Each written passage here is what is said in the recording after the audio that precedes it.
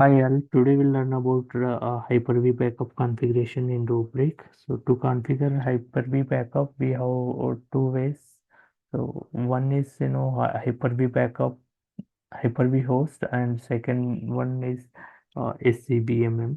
So Hyper-V again we have two options: standalone host and clustered host, cluster Hyper-V cluster. And so the prerequisites Hyper-V version should be 2016 plus and Hyper-V host Windows Server or Server Core. We have to install RPS agent on each and every Hyper-V host. So user account which is member of local admin group and Hyper-V host and Rubrik cluster must be in same AD domain. So VM configuration should be 8 plus and to perform file level recovery we need to install RBS agent on VM. So ACCM version also 2016 plus we have to install RBS agent on SCVMM host which is uh, there is separate RBS for SCVMM. So we have to download and install for this.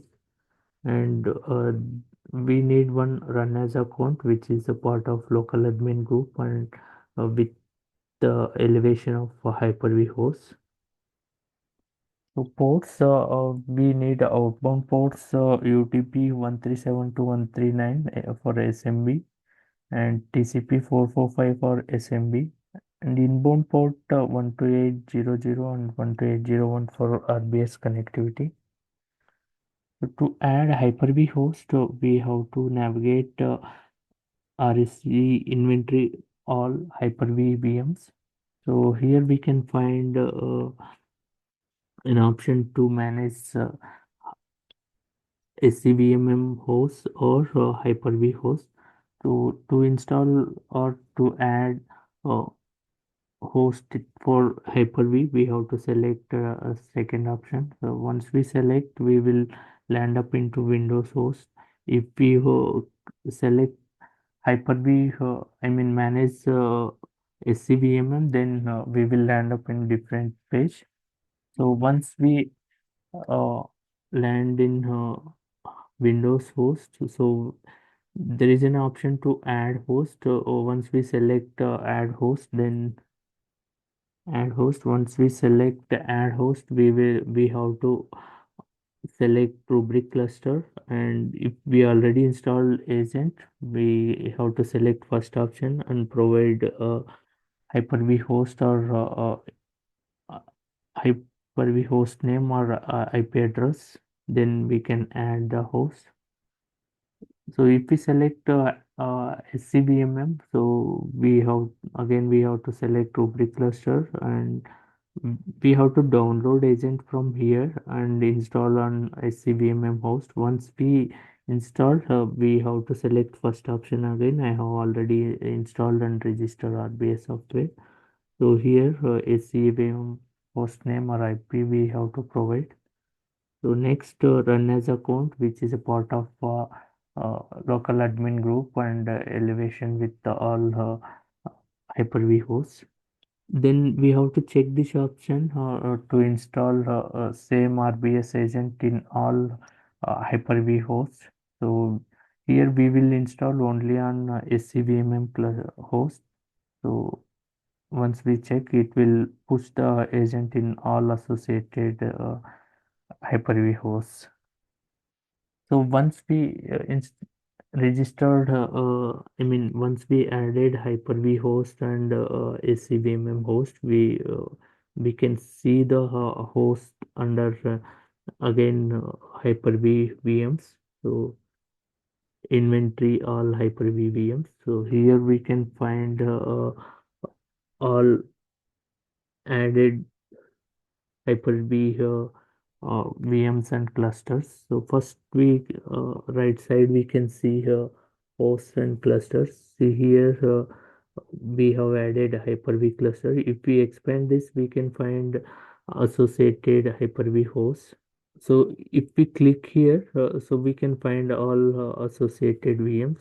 we can select uh, required VM and assign SLA domain. In SLA domain, backup type we have to select Hyper-V, then remaining everything is same. So if we added Hyper-V SCVMM host, so we can see say in the same navigate. I mean in the same place we can see here SCVMM host also. So the type is Hyper-V HCCM SCVM. So here also we can find all associated VMs in left side virtual machines option. So we can assign SLA for SCVMM. If we assign SLA for SCVMM, it will protect all the VMs associated with the SCVMM. Like if we have two clusters under this SCVMM, so in the two cluster, whatever VMs are available, those will be backing up. So if we assign Hyper-V cluster level, so it will protect uh, associated hosts.